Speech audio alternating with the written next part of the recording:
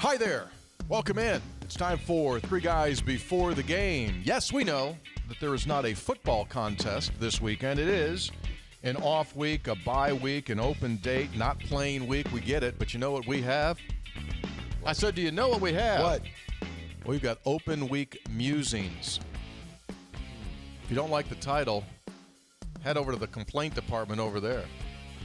Oh, it was a fine title. I mean, took a lot of grief before we started recording when I said, hey guys, what's the title? And Brad always says, I'm not naming it because you always say what it is and then you don't listen to me. I said, fine, just name whatever you want. You don't listen to Hoppy. I know. That was Hoppy we had to come up with this week's because he passed. Normally he comes up with the ultra creative Kansas preview.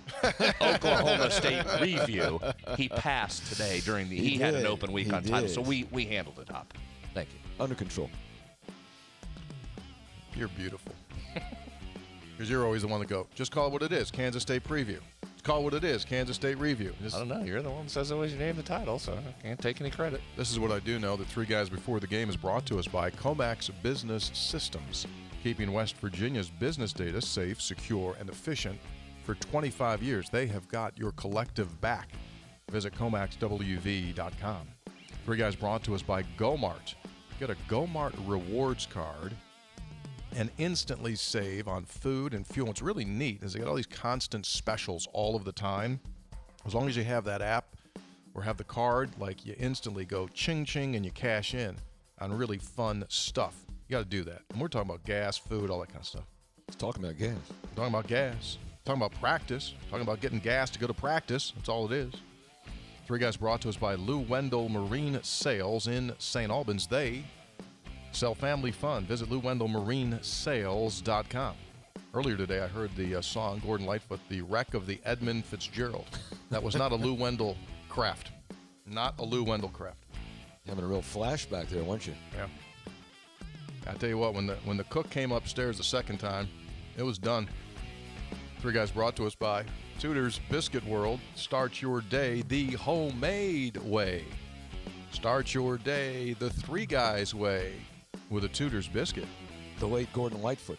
Yeah. He had a couple of numbers. Canadian. Of course, you knew that. Knew that. Three Guys also brought to us by Conley CPA Group, providing value beyond numbers. And we do have numbers, despite the fact that the world champion Mountaineers are not going to play this week. We have numbers, giving us an opportunity to do a deep dive on the numbers. And as a radio DJ, it's time for me to post up on the open Sting Rock and Roll 102. Well done. Thank you. Still got it. Yeah. It's like riding a bike. Yeah. All right, fellas, what's up? Well, interesting time for the open week. It's just you get rolling here. It's certainly better to be 2-2 than 1-3. And you feel like you got a little breathing room. West Virginia certainly needs it because of those injuries. And you got this really tough stretch coming up. And also for Mountaineer fans, a good weekend to watch conference play. Everybody's in conference play this weekend. And now you get into that part of the season. You got Oklahoma State and Kansas State playing. Iowa State, Houston, Cincinnati, Texas Tech, TCU, Kansas. So a fun weekend for Mountaineer fans to watch other teams that you're going to see. Yeah, and the Oak State Kansas State game, first game of the day, noon on Saturday. So noon Brad, Eastern. Now you're a big guy. I mean, you watch as much as you possibly can, but you're in here during game day, so that kind of limits you, right? But this will be the first weekend in West Virginia football history. Think about this now. I'm on a roll. I'm making this up as I go. Yeah, that Mountaineer Nation can watch a 16-team Big 12 conference play literally from noon until your head hits the coffee table after midnight, because you'll have games all day long. So I think fans also need a little bit of a breather, right? They've gone through 2 weather delays, right, in the first 4 games. And this is a good, okay, let's watch the rest of the league, and you'll be able to see K-State and Oklahoma State, 2 of West Virginia's next 3 opponents, coming up with Iowa State sandwiched in between. By the way, with the weather forecast, it's good West Virginia's not playing this Saturday. Well, might have another weather delay. Oh, really? Yeah, it's supposed to be raining. Now, maybe it's just going to be rain and not a thunderstorm. But how about that tornado? Pocahontas County. Yeah. You got that on WVMetroNews.com. I saw that. Yeah, it was on our website. Why is that happening? West Virginia's not a tornado place. Not normally, no. I mean, people attribute to climate change, but there have been more tornadoes in West Virginia so far this year, 20, than any time in recent history. Senator, you're from Iowa. How many tornadoes have you literally seen? They have 20 a day. I don't know that I've laid eyes on a bunch. Oh, really? No, warnings constantly. In the hallway with the book over your head constantly. In elementary school. Yeah, that was a big big thing. Scared the living hell out of big you. Tornado drills. Yeah. I don't know that I've seen a ton, though. Okay. Really? Yeah. All right, agenda for today. Really, a couple things. A lot of good texts. A lot of good texts asking good questions. Plus, got a text. I've not shared with these guys yet, but I got a text. What does that mean? That may be a top fiver. We didn't go over this in show prep. No, just in what way? Connection. Oh, okay. Always, as in always a? Well, combination of connection and impact. I mean, the bar's pretty high on that. We've had a lot of connections. Let me just tell you something. This one goes far beyond, I saw a guy, he had a mountaineer hat on. This one goes a little bit deeper than that. All right. Look forward to that. Good tease. So I got that. Also, coming up on Sunday, we normally record on Sunday. We won't have a game to talk about, but on Sunday we will release a late summer series episode of Three Guys Before the Game with Mountaineer basketballer Tucker DeVries. Very well could be preseason all-conference honoree. He'll be right up there in the balloting. And we'll spend some time with Tucker, his new life, his new world. A lot of things have happened to him since last March when he was playing for the Drake Bulldogs. So we'll have time with him. I think people will like that one. Yeah. That's a good one because you haven't heard a lot from Tucker, haven't heard a lot from Darren since they've taken over. Kind of been a whirlwind for that whole program. So this will be a fun one. It's a good one. We already taped it. And we'll drop it on Sunday. You'll like it. And, okay, that's about it. You got numbers, too. Hey, do you mind? We can jump around. Do you mind if I lower the temperature? Is it hot? Is it me? Well, I don't know. Kurtzville always comes in here and raises the temperature in this room, not just by his attitude, but he actually comes in and hits the button. Wow, did you just get up and go adjust the thermostat? Yeah. Is that what you just did? It's a podcast. Wow. Was it back at 73? I almost never touch the thermostat. Almost never. You know, I lived at a college apartment for 2 years and never saw a thermostat. Like you don't know that one existed? I don't know. So there wasn't heat, nor was there AC? No, there was no AC, obviously, but there was. I mean, I always was warm enough, but I don't know where the thermostat was. I think it was in the apartment below. I got it going now. Look at that fan. Yeah. I usually don't touch the thermostat. Liar, liar, pants on fire. All right, let's jump in. I would tell you if I did. Someone's touching it. Jump in. What do we need to know, Mountaineer football, as we get into this bye week? What are we doing, numbers? Sure. You want to do it now? Play the music? Let's do the music. Okay, let's do it right now. I mean, we're just not playing around. We're just going to jump right in. Go. By the way, Mike Gundy's brother got in touch with me. What now? Kale reached out. Really? Yeah. Kind of surprised me. Reason? I've never had any conversation with him before. Doing a talk show out there in Sports Animal out in Oklahoma. Okay. And obviously, they're getting ready for their preview for next week. How about this guy looking ahead? True coordinator, right? That's a true coordinator looking ahead, probably watching tape already. And I'm going to go out on a show next week. That's amazing because usually when you line up guests, it's about 12 hours ahead of time. 12 hours. We've done them during the open of Sportsline. True story. We've had the open on the phone with somebody. Hey, about 5 minutes from now, you jump on. Okay, cool. Talk to you then. See you. Yeah.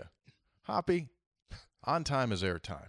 I understand. So when Cal Gundy reached out to the thing, like he just said, hey, I'd like to get you on our show. And I'm going like, I mean, you were at Oklahoma, dude. Like, you do know, like, we're not in the league anymore, right? We're good with that, right?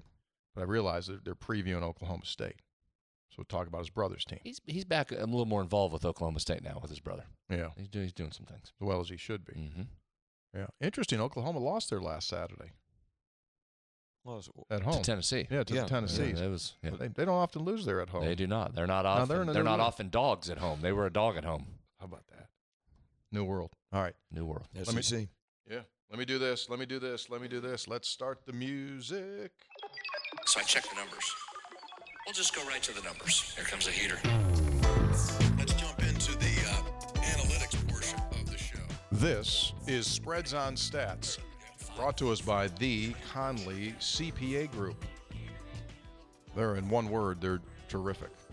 Audit and assurance, tax planning and preparation, consulting, advisory, whatever needs to be done in the world of numbers, digits, they got you covered. But in all seriousness, what they do is they're more than just like, hey, let's fill out this form. They are a guide, and they walk you through all your possibilities within your business space, and they can help you. So if you've been looking around, saying, you know what, I need something, either I need it or I need something better than I'm getting right now, check them out. Conley CPA Group. We give it our stamp of approval. We might be reaching out to them, by the way, right? I mean, we might have a... Yeah, I think we're going to need some services. We're going to need services from them. For? Yeah. I mean, you know, stuff. I mean, food court. I mean, things are going on there. We need to make sure. Food court's getting big. Well, yeah, it gets big because you keep showing up there and more people flock. Get Homeless Dave to get on this. We need a parking garage. Well, so's the Coliseum, and it's still not built, so we might have to wait a little bit. Yeah. Yeah, but Homeless Dave can make things happen. I mean, the higher ed moves slowly. We're nimble.